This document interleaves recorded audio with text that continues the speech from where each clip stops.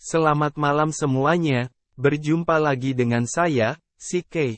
Dan tentunya dengan narasumber kita bersama, Kang Manise. Melanjutkan perjalanan spiritual dari Kang Manise yang diceritakan kemarin, yaitu perjalanan ke makam Soekarno, lalu selanjutnya Kang Manise kemana?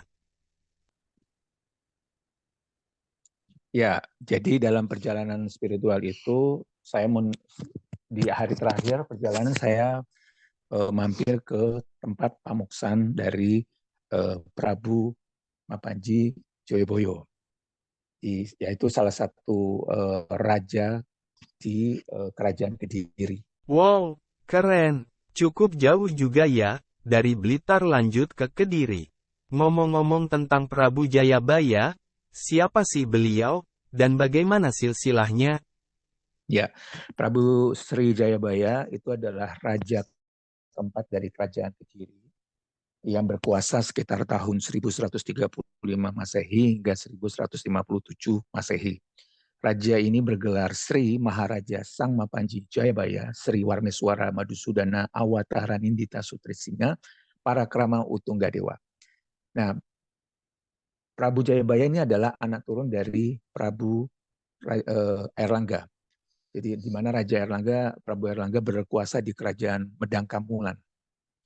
Kemudian di tengah kejayaannya, Prabu Airlangga memindahkan pemerintahan ke wilayah Kahuripan. Dan kerajaan ini disebut dengan Panjalu, dengan pusat pemerintahan berada di Daha. Ini yang mana kisahnya juga tertuang di dalam kitab Negara Kertagama. Menarik sekali ya. Kemudian, dengar-dengar Prabu Jayabaya Mukso, benar gak sih, mitos bahwasanya Jayabaya Mukso? Kalau kita bicaranya dari sudut pandang mitos, bisa jadi banyak orang mempercayai bahwa beliau memang mukso, apalagi tempat pendarmaan yang saya kunjungi ini namanya bukan pendarmaan atau bukan tempat perabuan atau tempat pemakaman, tapi adalah tempat pemuksoan.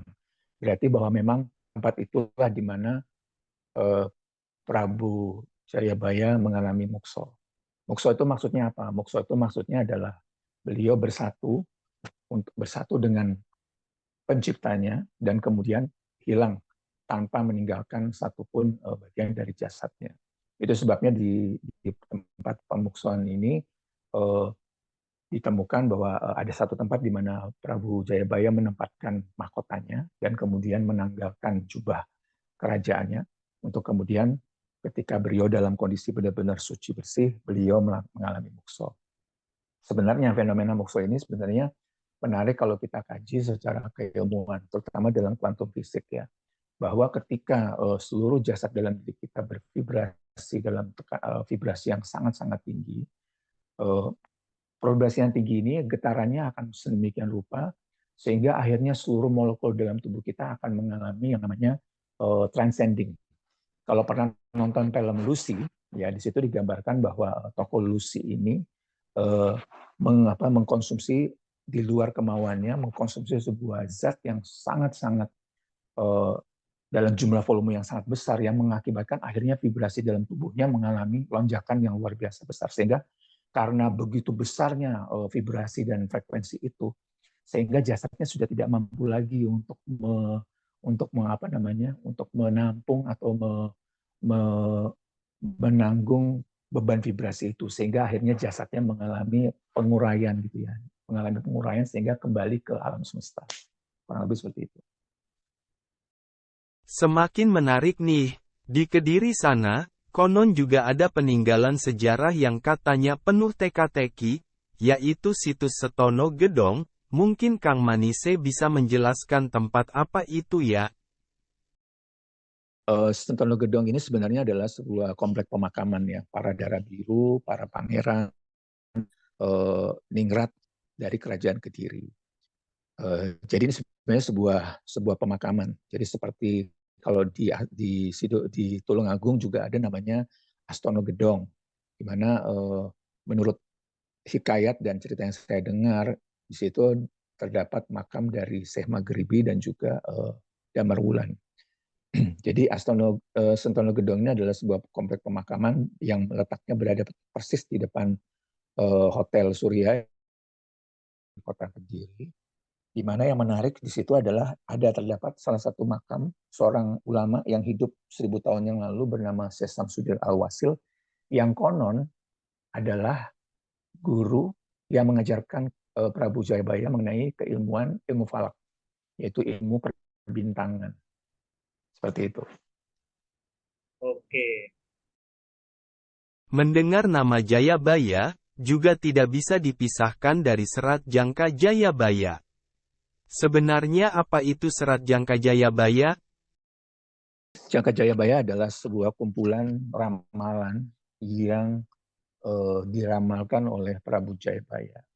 Seperti tadi saya sebut di awal ya sebelumnya, bahwa ilmu ramalan yang digunakan oleh Prabu Brawijaya ini adalah berdasarkan keilmuan falak yang diajarkan oleh Syekh Samsudin Al-Wasil, di mana pergerakan bintang, planet-planet yang ada di langit itu selalu dalam sebuah pola pattern, yang mana pattern-pattern itu dicatat oleh para leluhur kita, di mana pada saat bintang-bintang tertentu atau bulan dan matahari berada dalam koordinat tertentu, biasanya pada saat itu terjadi sebuah kejadian. Gitu. Jadi ini adalah sebenarnya adalah peramalan-ramalan ini sebenarnya juga berdasarkan pada letak dari posisi bintang-bintang tersebut. Seperti yang kita tahu bahwa di dalam, atau mungkin banyak yang juga tidak tahu gitu ya, di dalam ajaran agama Hindu ada yang disebut dengan namanya yuga. Karena yuga atau mahayuga ini adalah suatu siklus perkembangan zaman yang terjadi di muka bumi yang terbagi menjadi 4 zaman, yaitu Satya Yuga atau Kerta Yuga, Treta Yuga, kemudian Dua Para Yuga, dan Kali Yuga. Nah, kebetulan kalau misalnya kita mendengar banyak kajian-kajian yang saat ini terjadi baik di dalam maupun di luar negeri, sering dikatakan bahwa saat ini kita sedang berada di zaman terakhir atau zaman Kali Yuga, yaitu merupakan zaman kegelapan, zaman kehancuran. Banyak manusia mulai melupakan Tuhan, banyak moral manusia yang rusak parah, kaum pria banyak berkuasa dan wanita dianggap sebagai objek pemikat nafsu, banyak siswa berani melawan gurunya, banyak orang-orang yang mencari nafkah dengan tidak jujur, dan banyak lagi kepalsuan, kebohongan, dan lain-lain. Seperti itu. Jadi Jangka Jayabaya adalah kumpulan ramalan yang terjadi, dan salah satunya juga menceritakan tentang kejadian yang akan terjadi di zaman Kolo Yugo. Kurang lebih seperti itu. Oke, menarik sekali. Oke, sungguh menarik sekali.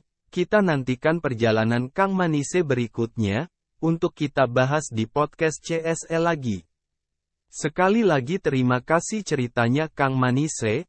Untuk kalian yang penasaran dan mungkin ingin bertanya, atau juga kalian yang ingin menambah pengalaman, silahkan ketik di kolom komentar.